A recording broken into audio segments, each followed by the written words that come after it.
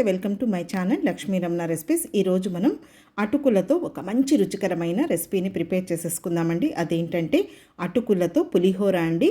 Morning బ్రేక్ఫాస్ట్గా అలాగే evening స్నాక్గా తినొచ్చండి, చాలా బాగుంటుంది. కాబట్టి ఎలా తయారు చేసుకోవాలో చూసేద్దాము. ముందుగా ఒక మిక్సింగ్ బౌల్ తీసేసుకొని ఒక 250 గ్రాముల అటుకులను తీసుకోవాలండి. ఈ అటుకుల్ని శుభ్రం చేసేసుకోవాలి. ఇప్పుడు వీటిని ఒక 2 సార్లు నీళ్ళతో శుభ్రంగా కడిగేసుకోవాలండి. మరీ ఎక్కువ మ్యాష్ చేయకుండా చూడండి, ఈ విధంగా లైట్గా ఇలా కలుపుకుంటూ మనం 2 సార్లు ఈ అటుకుల్ని శుభ్రం చేసి పెట్టేసుకోవాలండి. మరీ ఎక్కువగా మనం ఇలా మిక్స్ చేసామంటే అటుకులు అనేది మనకు కట్ అయిపోతుంది. ఇప్పుడు శుభ్రం చేసి పెట్టుకున్న తర్వాత ఒక స్ట్రెయినర్ తీసేసుకొని ఈ అటుకులని లైట్గా కొద్దిగా వాటర్ని ఇలా పిండేసుకొని వేసేసుకోవాలండి. మనం అటుకుల్ని ఎక్కువసేపు నానబెట్టామంటే మెత్తగా అయిపోతాయండి. కాబట్టి కడిగిన వెంటనే మనం వాటిని ఇలా స్ట్రెయినర్లో వేసేసామంటే ఆ తడికి మనకు కరెక్ట్గా అవి పీల్చుకొని కొంచెం పొడి పొడిగా ఉంటుంది.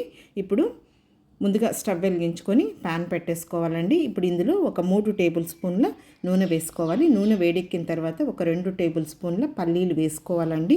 పల్లీలు వేగడానికి కొద్దిగా టైం పడుతుంది కాబట్టి ముందుగా మనం పల్లీల్ని 1 నిమిషం ఇలా మీడియం ఫ్లేమ్లో కలుపుకుంటూ ఫ్రై చేసుకున్న తర్వాత ఇంకా మిగిలిన వేసేసుకుందాము. ఇప్పుడు ఇందులో 1 టీ స్పూన్ ఆవాలు, 1 టేబుల్ స్పూన్ మినపప్పు, 1 టేబుల్ స్పూన్ పచ్చిశనగపప్పు, అలాగే ఒక 1/2 టీ స్పూన్ జీలకర్ర వేసేసుకోవాలి. కొద్దిగా పోపు దినుసులు ఎక్కువగా వేసుకుంటే మనకు తినేటప్పుడు పంటికి తగులుతూ బాగుంటుందండి. ఇప్పుడు మీడియం ఫ్లేమ్లో ఇలా కలుపుకుంటూ మంచి కలర్ వచ్చే వరకు ఫ్రై చేసుకోవాలి. ఇప్పుడు వేగిన తర్వాత ఒక 2 ఎండుమిరపకాయని తుంచి వేసేసుకొని ఒక 5 పచ్చిమిరపకాయని ఇలా సన్నగా పొడవుగా కట్ చేసి వేసేసుకొని ఇప్పుడు వీటిని కూడా 1 నిమిషం ఫ్రై చేసేసుకోవాలండి.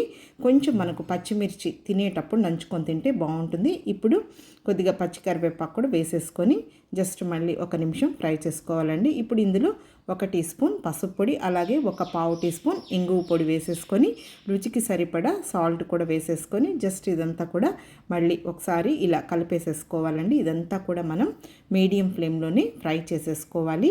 ఇప్పుడు మనం ముందుగా స్ట్రెయిన్ చేసి పెట్టుకున్నాం కదా అండి, ఆ అటుకులని వేసేసేయాలి. చూడండి, అటుకులు అనేది ఎంత మనకు కరెక్ట్గా ఆ వాటర్ని పీల్చుకొని పొడి పొడిగా ఉన్నాయండి. మామూలుగా మనం పులిహోర చేసినప్పుడు కొంచెం ముద్దగా ఉంటే బాగుంటుంది కాబట్టి ఈ విధంగా పొడిగా ఉంటేనే బాగుంటుందండి. అందుకే మనం కడిగిన వెంటనే వాటిని స్ట్రెయిన్ చేసేసుకోవాలి. ఇప్పుడు మీడియం ఫ్లేమ్లో ఒక 2 నిమిషాలు ఇలా కలుపుకుంటూ ఫ్రై చేసేసుకోవాలి. హై ఫ్లేమ్ పెట్టకూడదండి, లైట్గా మనం మిక్స్ చేసుకోవాలి. లేకపోతే ఎందుకంటే అటుకులు మనకు కొంచెం మెత్తగా అయిపోయినట్టు అయిపోతుందండి. చూడండి, ఇప్పుడు ఇది వేగిపోయింది. స్టవ్ ఆఫ్ చేసేసుకోవాలి. కొద్దిగా గోరువెచ్చగా ఉన్నప్పుడు ఒక మీడియం సైజులో ఉన్న నిమ్మకాయని తీసేసుకొని నిమ్మకాయ రసం పిండేసుకోవాలి, గింజలు లేకుండా.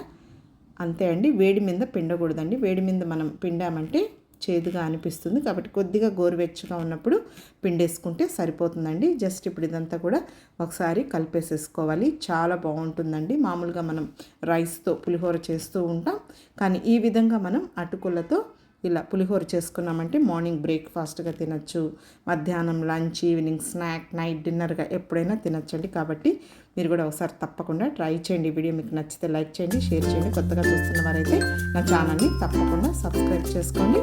ఇంకొక మంచి వీడియోతో మళ్ళీ కలుద్దాం. నమస్తే అండి.